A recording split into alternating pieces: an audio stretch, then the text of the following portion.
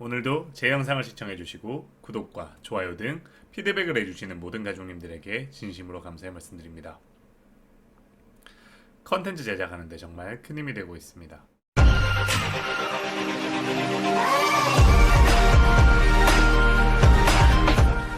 사랑합니다. 행복을 부르는 사인의 수석 디자이너 자초라고 합니다. 오늘은 어떤 부분에 대한 말씀을 드리려고 하냐면요. 이혼 위기를 극복하는 과정에서 결과를, 목표를 달성하는 데 걸리는 시간을 지연시키는 가족님의 행동에 대해서 말씀을 한번 드려보고자 합니다. 제가 가족님들에게 상담을 시작하기 전에 가장 강하게 당부를 드리는 부분이 있습니다. 그게 뭐냐면 제가 대응 지침을 전달해드리면 복잡해지지 마시고 그대로 이행하고 보고해달라는 말씀들을 계속해서 드려요. 그러니까 이혼 위기가 한번 발생하면 그 이혼 위기 상황 자체는 정상 범주를 극단적으로 넘어선 상황이라고 할 수가 있습니다.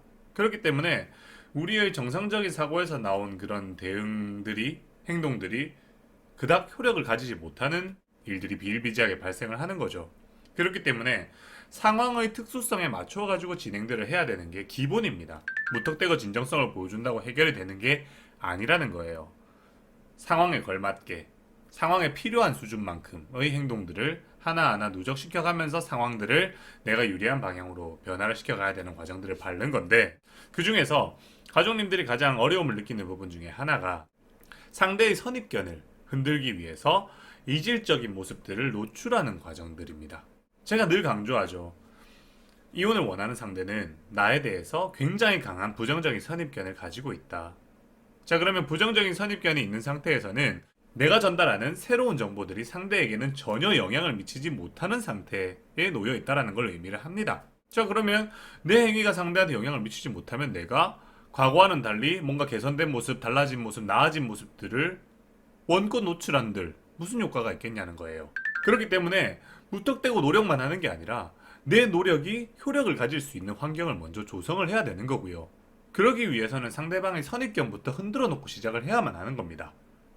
그리고 이 선입견을 흔들기 위해서는 제가 다른 영상에서도 다뤘지만 상대에게 기존에 가지고 있는 선입견으로는 설명이 안 되는 상황들을 계속해서 노출함으로써 상대가 스스로의 선입견을 거두고 도대체 이게 무슨 상황인지를 파악하기 위해서, 도대체 저 사람이 무슨 생각이고 무슨 마음인지를 파악하기 위해서 나를 관찰하게 만드는 상태를 먼저 만들어야 된다고 했어요.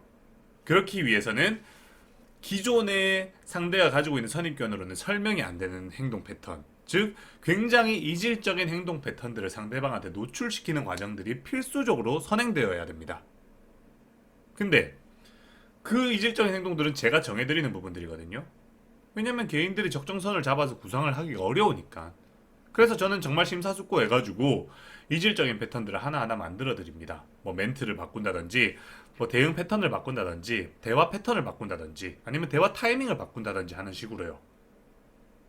그렇게 해서 심혈을 기울여서 리스크 판단을 끝낸 뒤에 전달을 해드리면 이게 상대방한테도 이질적인 모습이지만 진행하는 당사자인 가족님들에게도 굉장히 이질적인 모습이 될 수가 있는 거죠. 아니, 그럴 수밖에 없는 거죠. 내가 평소에 하던 말과 행동과는 다르니까. 자, 그러면 제가 당부드린 게 뭐라 그랬습니까?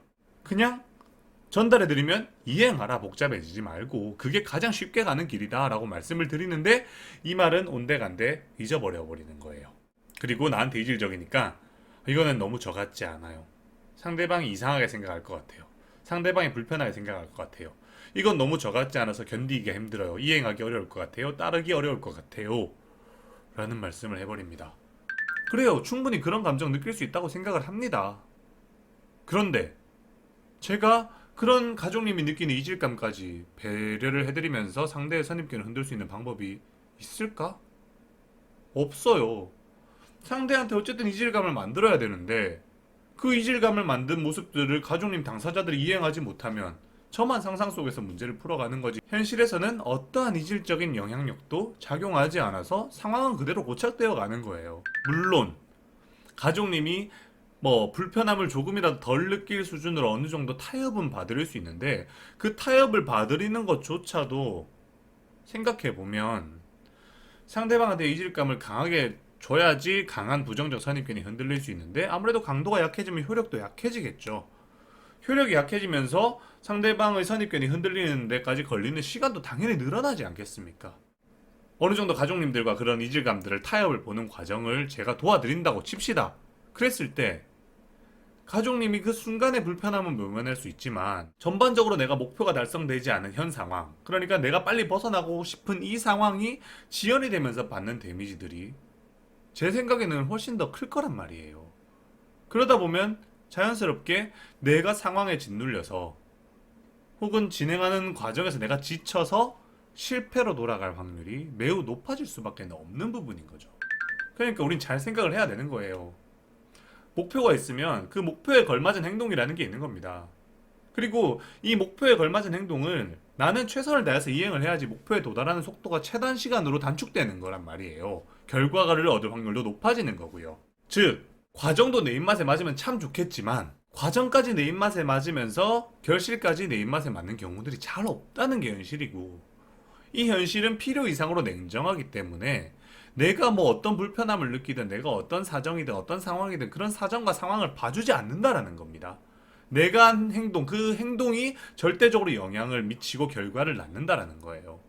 그러니까 내가 이건 너무 나같지 않아서 너무 불편하다 라는 마음을 내 상황이 이해해주지 않기 때문에, 저는 이해할 수 있지만 내 상황이 이해해주지 않기 때문에 그 불편함을 내가 못 이겨내면 그로 인해서 상황에 미치는 영향력은 현저히 줄어들게 되고, 그로 인해서 진행되는 전체 기간은 늘어날 수밖에 없고, 그렇게 진행 기간이 늘어나게 되면 자연스럽게 성공률은 낮아질 수밖에 없다라는 사실 정도는 자각해 주시고, 제가 가족님들에게 조금 이질감이 들 수 있는 대응 지침을 드린다고 하더라도 이게 이유 없이 제가 상황 파악을 못해서 드리는 게 아니라 처음에 고지한 것처럼 상대의 이질감을 자극해서 선입견을 무너뜨려야 된다는 명확한 목적성에 의해서 이루어지는 행동이니까 이를 협조할지 말지를 한 번 더 냉정하게 생각해보고 최대한 협조해 주시는 방향으로 움직여 주셨으면 좋겠습니다.